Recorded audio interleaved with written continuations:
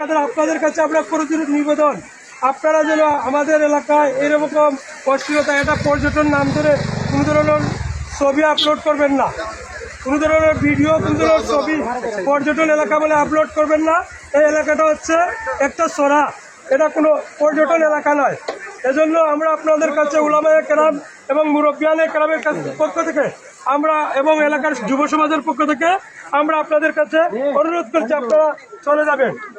সম্মানিত ভাই হল, ঠিক আছে, ঠিক আছে, ঠিক আছে। শোনকা আমরা এলাকার পক্ষ থাকি, আমরা এলাকার মুরব্বী হলার পক্ষ থাকিয়া, আলিম উলামার পক্ষ থাকি সিদ্ধান্ত হইল গিয়া এই জায়গা আসলে কোনো পর্যটন করতে জায়গা না। এই জায়গাতে আপনারা কেউ আইতা না।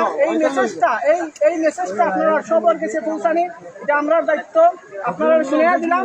আগামী থেকে আপনারাও এই জায়গা পাইতা না, আপনারা বন্ধু বান্ধবরাও না করবা। যেহেতু এলাকার মুরব্বী আপনার সিদ্ধান্ত হয়েছে এই জায়গাতে আপনারা আইতা না।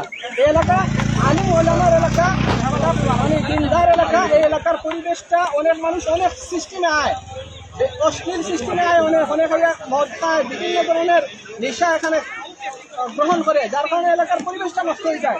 আপনার কাছে আবেদন হইল গিয়া যাতে এলাকার পরিবেশটা সুন্দর থাকে, এই বিষয়ে আপনারা সার্বিক সহযোগিতা আমরা কামনা করি।